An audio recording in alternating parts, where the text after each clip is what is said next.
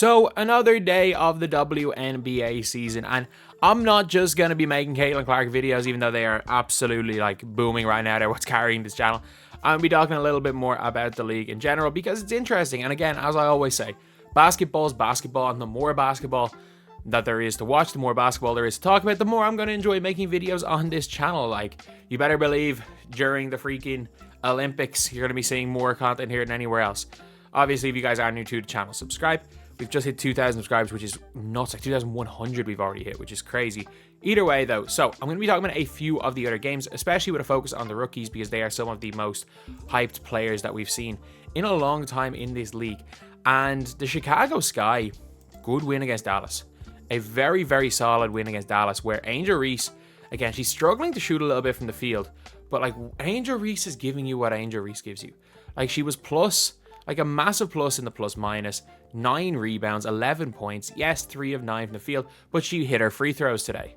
She hit her free throws. Angel Reese, again, is going to be a really, really, really good WNBA player. Like, I don't know how much more I can say it. Like, people are like, I remember I made my video on Reese and Cameron Brink. People were like, oh, they're just average players to be hyped because they're rookies. Like, no, they're really good players. Like, she's the 7th pick in the WNBA draft in a league that notoriously is like top heavy. And she's come in and immediately taken the starting center spot and has been really good. She's been really good. She's done exactly what she's expected to do. She's played defense. She's like got rebounds. She's scored a bit and done exactly what you expect Angel Reese to do. Like, she's better than I thought she was going to be. Like, I knew Angel Reese was going to be a decent WNBA player, but I did think that the lack of a jump shot was going to be a bit of a struggle, which she has none. Like, she doesn't even look to shoot the ball ever, really. She has no jump shot. And I thought at a 6'3" player, that might affect her a little bit, but clearly doesn't. Clearly isn't, and she is absolutely killing it through her first game, for her first couple of games. And then obviously she killed it in preseason as well. And like, again, the fact is these rookies are holding up their end of the bargain. They are playing well. These rookies are hyped, and they're being hyped for a reason because of what they did in college. And this whole rookie class, mainly centered around Caitlin Clark. Look, if Caitlin Clark's not doing what Caitlin Clark is doing, there's no hype for a Cameron Brink. There's no hype for an Angel Reese. They're just players. But again, a high tide rises all boats, and the fact that these players are holding up their end of the bargain, and especially if you look at the league as a whole, the players playing against Caitlin Clark, your Breanna Stewart, your Sabrina Ionescu's, playing really well. Obviously, the Suns just completely destroyed her defensively.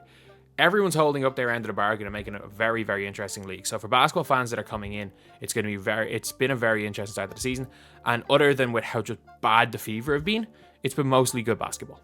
Obviously, the Aces are the best team in the WNBA. Like, they're a super team. They destroyed the Liberty in the finals last year. They are a super team. And today, they played against the Los Angeles Sparks.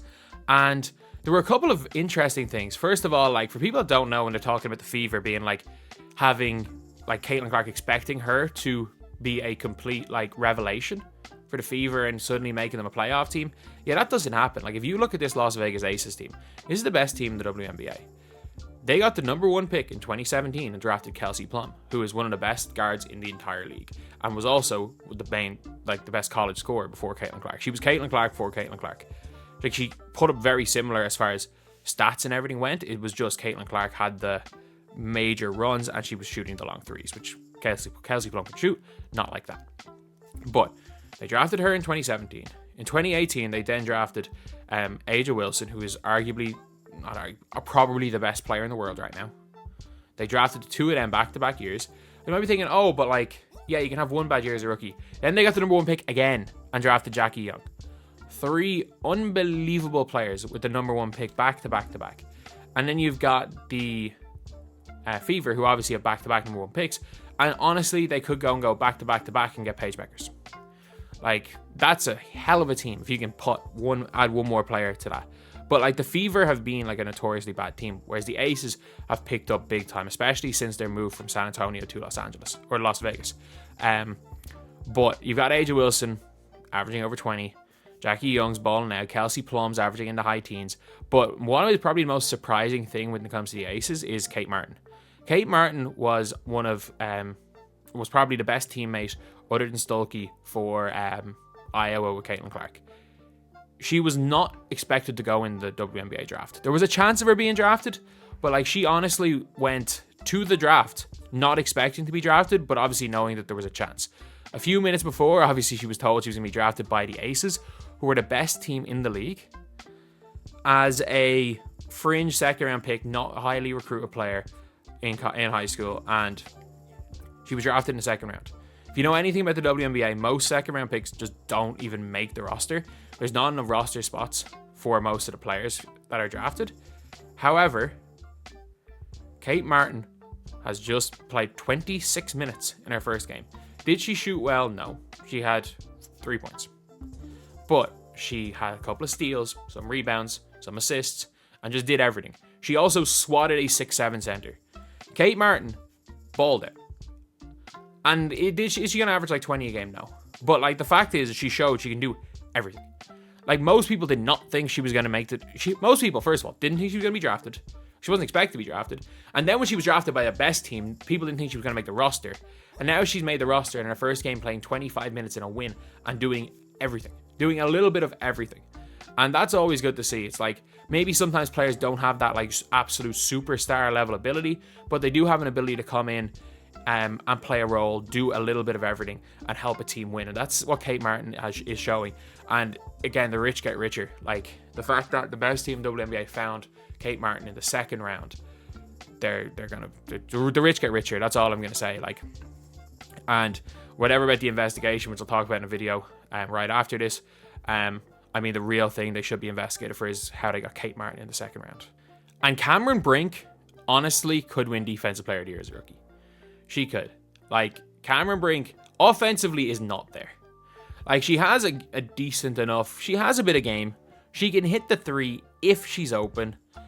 But at the same time, 1 of 7 is not great. 3 points is not great. But she's so important on the floor for this Los Angeles Sparks team. It's just whether or not she can stay on the floor. She did play 25 minutes, which is more than the other games.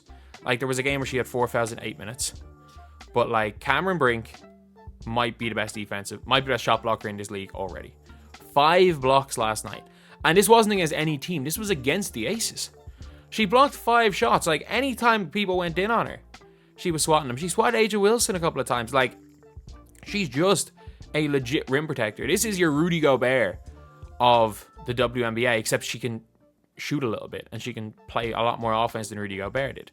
Like, obviously, her offense was much better in the first game, and it'll come together. Like, she's going to average between probably like 8 and 11 points as a rookie.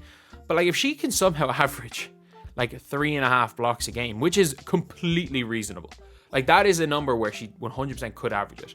She can somehow average like 3.5, between 3 and 3.5 blocks per game. She could be Defensive Player of the Year as a rookie, while also averaging 7 or 8 rebounds a game. Like, if she's averaging like 9, 8, and 3 blocks, like that as a rookie, that is unbelievable.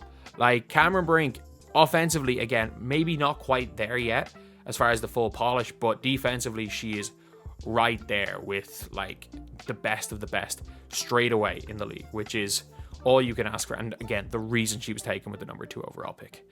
So yeah, that is the video. Obviously, the WNBA is taking off. Obviously, Caitlin Clark is the biggest reason for that. But there's a lot going on in the league. Like, sure, look, it's not like it was a boring day either. In the Phoenix Mercury game, Taurasi is balling. Like, Taurasi is starting off the season, considering her age, she is balling. And also, like, freaking Kalia Cooper put up a career high of nearly 40. So it's like, it's a good league, and there's a lot of really good players throughout it. And yeah, I might as well keep making a bit of content because you guys seem to be enjoying it.